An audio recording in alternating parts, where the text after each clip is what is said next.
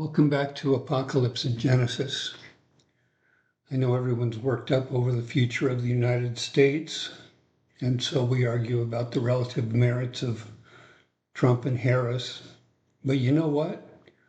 We live in extraordinary times, and whomever you choose to put into power, the challenges they face alongside you will be the most vital ever. Try to awaken to the imminent return of the most fateful recurring event in human history. My prayer is that a few families will see what's coming and position themselves high enough and deep enough to thrive. 7 years ago, the Intel folks said we would lose 1 billion people next year, with 1/5 of them coming from this country. You might note a few things on the slide. First, that circled symbol of the Gamma Ayin or Yod Aleph is truly ancient, and later it's remembered by the Christians. But I think it's a warning. Beware the first of Aries when the cycles renew, with the end of Pisces being particularly dangerous. The Minoan crown says the same thing, which I suspect recalls the sign of the dove, the heron, the dragon, the Holy Spirit, depending on whom you ask. The gem with the mysterious inscription points to a time when Venus returns to the first of Aries, and is also pointed out by Cassiopeia, the Queen of Heaven, which is a brilliant triangulation. The Ohuelan stone is about the rise of the phoenix when falls Lucifer like a comet at the first of Aries, where the Pictish stone indicates we will suffer a Pegasus reversal. Finally, I wanted to point out that everything gets much more interesting next spring, in terms more meaningful than Biden and Harris having lit 3 fuses to World War III, or pushing the BRICS nations to wrest power from the London branch of the House of Rothschild that brought us the American phony money system. I've probably mentioned we're looking for a specific time when a year has 2 eclipses on the equinoctial line stretching across the zodiac. The puzzle on the left suggests a serpent will be seen the day the axe falls on us, and that we will find that serpent at the first of Aries around the time of the second eclipse. Which brings to mind a couple of myths. First, we know Mars owns and proclaims Aries, and on the next year's second eclipse, Mars is being born in Virgo. Meanwhile, at the first of Aries will be Father Time, Saturn, Bar Shamash, a son of the Aquarian sun. My suspicion is that we're dealing with a very special day of the Shuba, the 7 great lights of heaven. That day was expected to be Thoth's great sacrifice when falls the axe. The Kaino axe points to a huge solar flare when the sky falls and a phoenix rises. What happens next is a quick pole shift. The verse it brings to mind is, "The first shall be last, and the last shall be first." To my understanding, the punctuation for the beginning and end of God's Holy Week of roughly 26,000 years will be Saturn, and Nibiru will be opposite on the zodiac. Greeks and Egyptians remembered Helios as having a son named Phaeton who careened about, burning and then freezing the earth. In the Mandean book of John, it says of Abraham's family, Shab, that's the God of the South, is from your clan. The man who wrote the Torah, whose name is the Great Peacock, he came from your clan.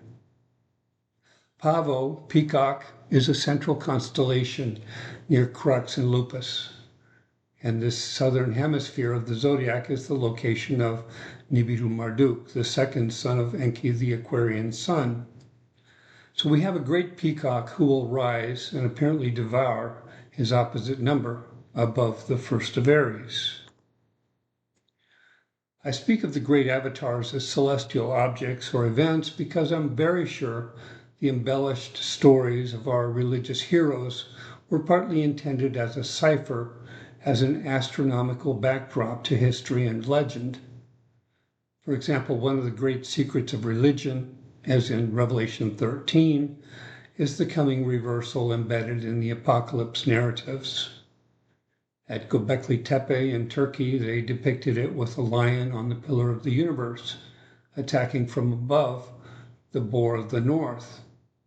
Hydra will lay across the horizon pointed west, and Ursa Major will fall from the pole position. Something gives our planet a nudge from time to time, and your government doesn't want to speculate about it.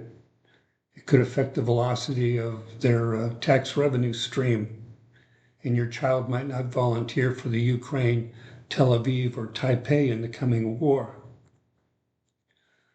What I eventually figured out is that there was a deity of the north and a deity of the south, one in the heaven of the bird dragon, the head of Quetzalcoatl, the Ouroboros, Cygnus, and Draco, and the Yahoo at the first of Aries. And there was one below the horizon that trades hemispheres. Last time, the deity who had worn a crown of bull horns handed it in for something resembling rabbit or donkey ears. Imagine a comet flying up from the horizon and 4 days later being on the opposite horizon, having changed our sky's pole star in the process. My hope is that the arrival of the heron at Saturn at the right hand of his Aquarian father will provide ample warning for the rise of the other Son of God from the south. The Bible puts the first Messiah, John the Baptist, 6 months before Jesus, our time difference between 2 eclipses of the apocalypse. You can vilify the Yod, the hand of God, Thoth, Planet X as you might, but I believe he's the designated prophet whose journey across the sun's path marks the rise of the phoenix. Consider the objects as one system, unless you're rooting for one to win. The system is a red star that supposedly brings several objects here in tow, and when they swing by, Nibiru's brilliance greatly increases. The Maya spoke of a second sun much brighter than the one we know. So together you can call them the Aries dragon, or Typhon, the angel of death, Ahriman, the peacock angel. But it all begins with this Lamb of God or Bull of Heaven who comes upon a vernal equinox to cleanse the earth.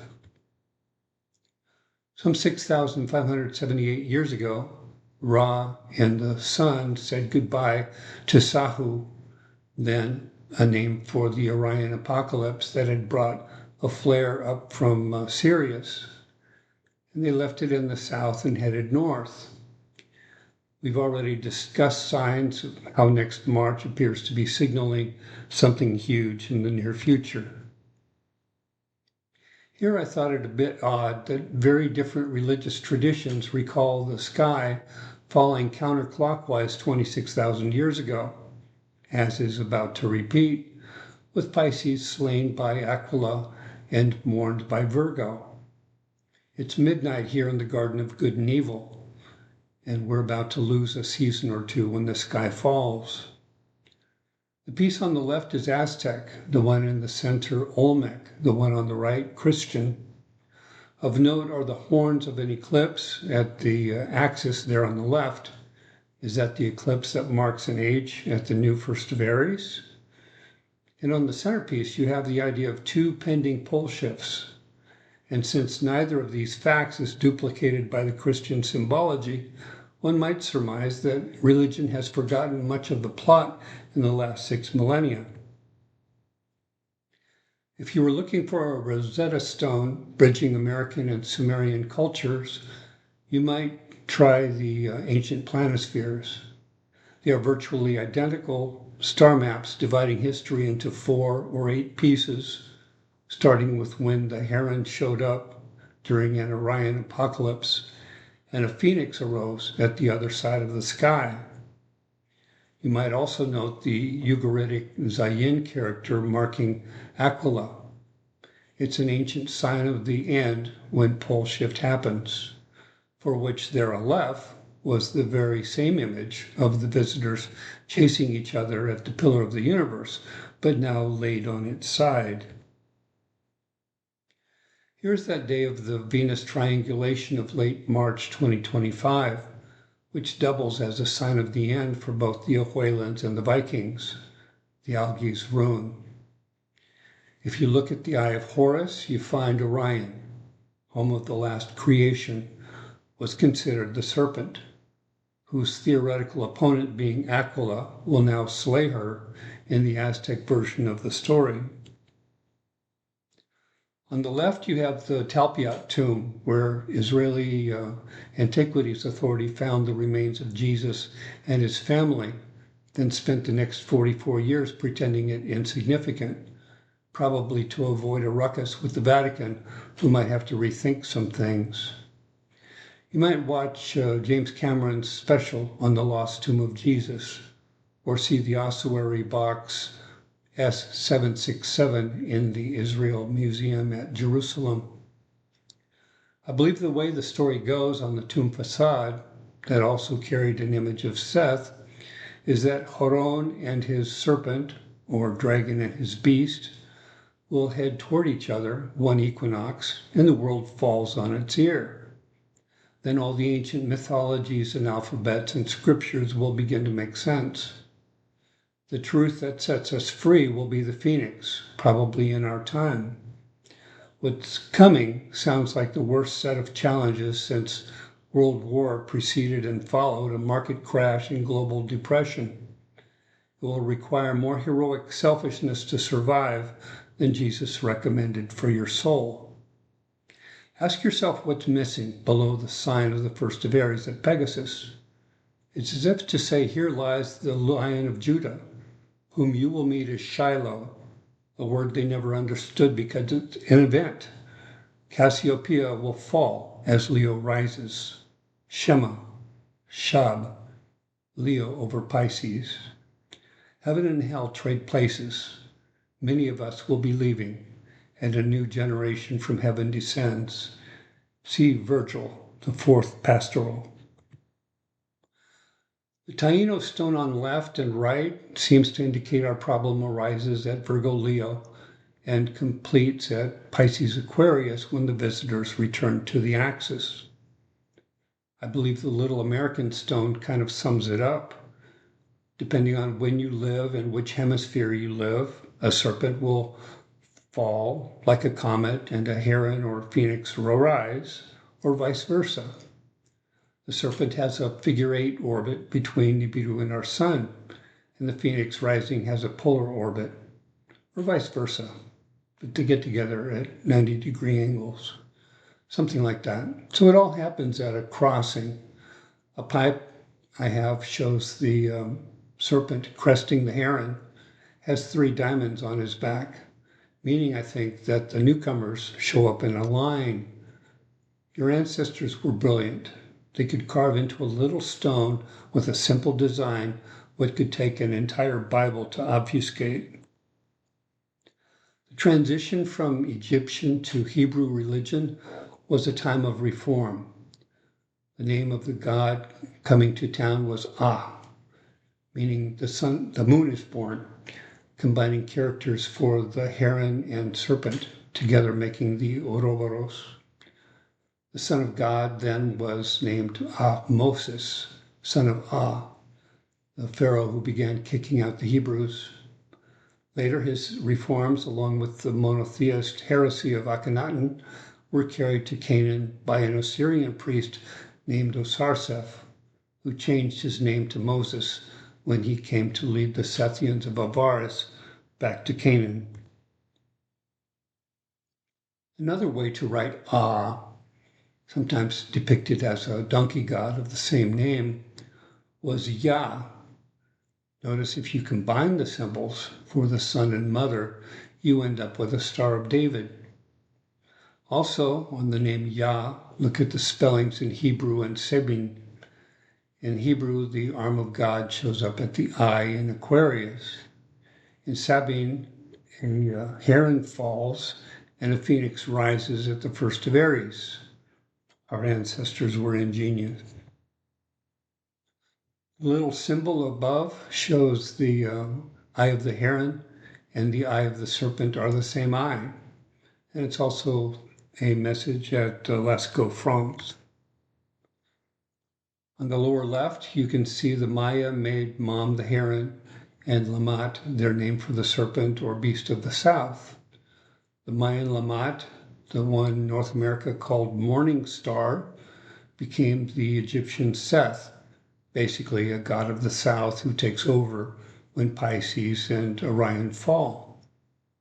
With that name of God on the upper right, formed by both Horon and Nibiru Marduk, early Canaanites wandering the Sinai could have called the god of the apocalypse Am or Ma. You can see where that little sign of the Christians probably originated. It's also easy to spot the fundamental disagreement of Aaron molding a golden calf and Moses having a brazen serpent made. They were representatives of the two ancient priesthoods. One was victorious. Here you can see the whole experience of the apocalypse, a bit confusing.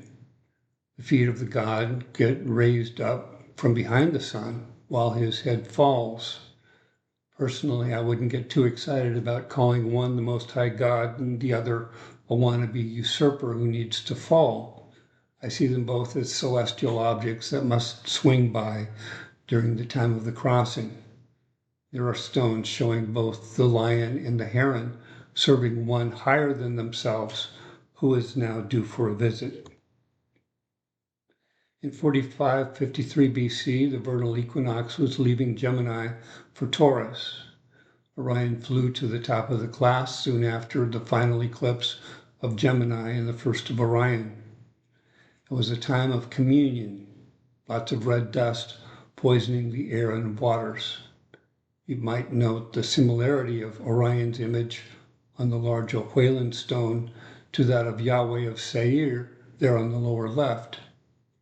On the triangular piece, it's obvious that the blue object that drew fire from the dying Piscean sun gave rise to the Orion apocalypse. Here's another view of when Taurus got spun around by Leo. It can go two ways, you know. At Persepolis, monuments suggest Leo slayed the bull. But in a much older petroglyph at Chauvet Cave in France, the bull had sex with the lioness. Our lesson is that the planet still wobbles because we have these visiting objects swinging by from time to time. Like the current political histrionics of the United States, you can pretend life is a duality in which you appropriate virtue to your side and deny it to others, the principle on which we base our wars, or you can realize there is something bigger going on. Before Moses and his Sethian reform of the Assyrians, the Canaanites treated the two principal objects of the apocalypse as one god, called El, which was fundamentally the arrival of the Aries dragon to Orion the shepherd. Earlier, the same name could equally have served the Leo creation. Now that the Aries dragon is due to show up at the new first of Aries, we would spell the name as Ea, or I. We've talked about how the world gets turned upside down when the Lamb of God, or Aries dragon, or Abzu comes to town. What we don't talk about is how he clearly is involved in a periodic pruning of the tree of life. I imagine this was some of the story being invoked by Abraham's story of a goat in the thicket when he decided to reform the ancient religion of human sacrifice. And please don't regard that as some sort of barbaric anomaly. It was fairly common for primitive people to remember the apocalypse, which I suppose to be a once central and now forgotten function of religion. On the obelisk at Heliopolis, it sets out the relationship of the heron and his son, the gods of the north and south. When the world turns over, dualistic religions might have to switch as well. Rather than get caught worshiping the wrong god every 6,500 years, the Maya invested in both eagle priests, called the Azul, and jaguar priests, the Aquinchel. The middle piece was to show the two gods were seen at opposite sides of the sky and opposite sides of the sun. The ring on the left shows Thoth's name was essentially about the reversal they bring. The Roman one, influenced by Alexandria in the middle, hints that we're also talking about this time when we await eclipses between the pillars Aries and Capricorn. It may not happen immediately, but it was expected in this time. At Lascaux, you can see a claw falling on Pegasus in a time of comets and fireballs, perhaps a meteor storm. Remember back when George Bush was doing the hook'em horns and Lady Gaga was doing the claw? They were basically remembering different gods, or perhaps different aspects of the same god. Again, this is at Lascaux. You can see the heron or phoenix with a serpent's body showed up between Aries and Capricorn, with that meteor storm coming during a pole shift. This is the Venus of Brasimpui. She's about 25,000 years old. I believe the archaeologists got it wrong when they called her the Dame à la Capuche, lady with a hood. Again, I believe this is about the meteor storm that comes in this time with rocks deorbiting from the cloud of debris around Planet X, hitting us in the middle of a pole shift. Here you can see two gods at the Tree of Life, both worshiping a greater god above. Notice the one on the left is standing on a podium. Since we lose height as we age, and I've lost about half a foot, I'm thinking that's the older guy. You can see something very similar at the Mayan Temple of the Cross, which leads me to believe the object seen as Lucifer or Ahriman is smaller and less bright than the red star to be raised up during the Son of God's coronation. I realize that many believe precession was discovered by Hipparchus of Nicaea in the 2nd century BC, and that is just flat wrong.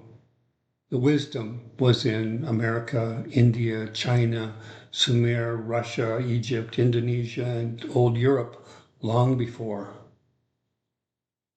You can call me delusional, but I see the heron followed by the phoenix on that guy's helmet. I really believe that ancient art was all about remembering the gods of the apocalypse. Apparently, ancient Canaan remembered Horon by the Resh, and his son by the name Ish. In Hebrew, the latter name meant a man or husband. See Hosea 2:16. At Lascaux, there is a slight hint of the Aleph and Shin at the feet of Pegasus, the Aleph being Planet X, Horon, Thoth, and he is followed closely by the phoenix or serpent about to be raised high. On the Sasanian gem and the Greek bronze, you can see the goddess holding onto the axis, as well as the owl or raven, which is one of the places to watch along the Aries-Virgo line of the equinoxes.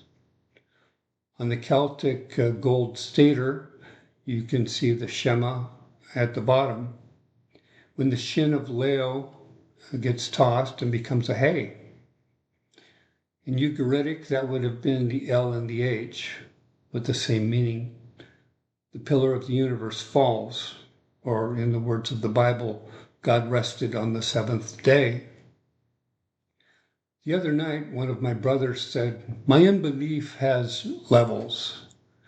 I soon realized how difficult it is to get anyone to believe that people 25,000 years ago could have divided the zodiac the same way we do and had the exact same sign for the first of Aries, or the idea that God cyclically swings through our solar system, or on the other hand, how easy it is for any discussion of star signs to fall on deaf ears. So yeah, don't try to tell your priest about astronomy in your Bible. He truly doesn't want to know. For example, when Jesus was saying the Son of Man, Ishi, would be lifted up on high. It's essentially the same imagery as Moses raising the brazen serpent in the wilderness. Greeks remembered Apollo laying down his staff, that is, the cosmic pillar, thereby changing the horizon 90 degrees, and two visitors climbing on like serpents. At the root, prophecy is often ancient history, and we would do well to declare peace with the other religions. A Jew's mikveh for purification is a Christian's baptism, is a Muslim's wudu rituals, all reminders of a flood brought by the heron. I believe the little pipe on the left was Toltec. The image on the right is Zeus Ammon. But they're both about the coming of the heron and the serpent, a sky god and his earth goddess. Before Jeremiah's reform that divided his people, some went north and never looked back, the deities had a much better relationship. The way it was explained to me was in a little story that didn't make the Bible. It placed Jacob at the beginning of time when this planet was being settled. Jacob had a vision in which God spoke to him about the wickedness of man and told him to lead his people to salvation, to seek a living world and worship her as we do him. She would provide for us, and we must respect her and rejoice in her sanctuary. The Spirit is God, who joined with the Mother Earth to create us all. His Spirit lives within each of us. We were told to look after the goddess, learn the stars, look to the heavens, and read the signs. And if we fail to respect her during our sojourn here, the punishment humanity suffers will be terrible. If you get the chance one day, take a look at a chart of the most ancient alphabets and see if you can see any patterns in what they were attempting to describe with the various sounds. What I noticed is that the holy names were often trying to communicate something about creation. Het, the great god or goddess of life, shows the first of Aries rotating about the zodiac once a precession, where it lands on the great atom, being Aquarius, Phoenix, and Orologium as the central figure. Thoth was about reversal, Aquarius turning upside down and backwards, as if we just moved to Australia. A nod to the Sabines would be a story of the Phoenix rising from Virgo, the sky spinning to the left, and a change in the equinoxes. In Yahoo, you can have a heron falling, phoenix rising, serpent as a hand of God, pillar of the universe falling, and an eclipse involved when it goes down. This piece was pretty shocking. On the upper left, you can see the eye of the eagle is the eye of the lion, like the little image showing the eye of the heron and the eye of the serpent being the same eye, because planet X aligns with Nibiru. Can you see how the lion's right arm looks like a serpent, just like the ancient Yod? The real shocker for me was the symbol of life on the book held by the lion. For me, it brought the realization that our religion was handed to us many millennia ago. It wasn't thought up by Seth 6,000 years ago, or Abraham 4,000 years ago, or Moses 3,000 years ago, or Jesus 2,000 years ago. It has been here as long as humanity. We didn't know. We have reached the end of the precession. So when Leviticus 26:18 and Herodotus 2:123 tell us we get 8 lives, 3 millennia apart before God decides what finally to do with us, we really ought to start thinking about the coming judgment. Because regardless of how woke and atheist our culture might be at the time, it's high time we got with the program. I mean, you can basically do that 2 ways. First, you start pruning away the easy errors out of your life. Toss the dope, throw out the booze, give up the affair, ignore 30% of the internet dedicated to porn.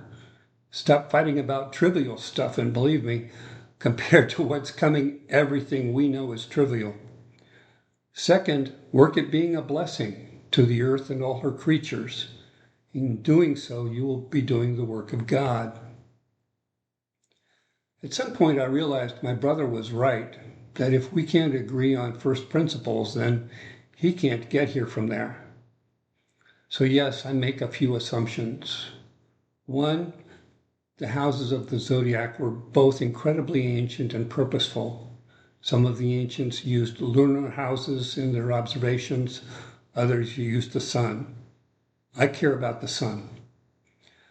Two, the split face with the alien eyes signifies the end of Pisces and the beginning of Aquarius. Three, using only that landmark as the great index or axis, one can estimate when humanity gets into trouble. Four, the events that excite the sun and cause the biggest Earth anomalies are from outside the solar system, such as visiting objects or distant nova or passing through the Milky Way's accretion disk.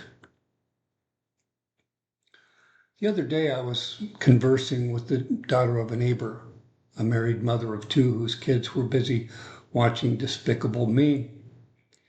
And she asked what I'll do when I get to the end of next year and nothing dramatic has taken place.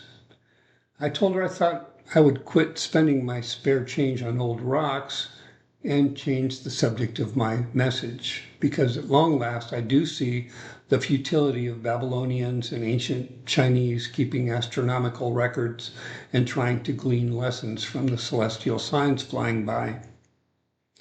That said, I still find it amazing that 26,000 years ago, individuals looking like conehead aliens were, according to the stones and scriptures, engineering the human genome, teaching us science, and gifting us law and religion, which is especially fascinating when those religions include the notion that they will return when we need them the most, and that signs in the sky they observed as fatal are largely the same as the ones you and I have been watching since 2010.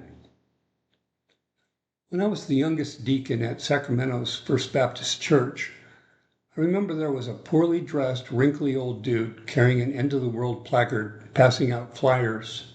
He was there every Sunday between morning services to harass us. And I remember thinking just how useless his message was. Looking back, it feels like my punishment for ignoring him was to become him and to give people the same reaction.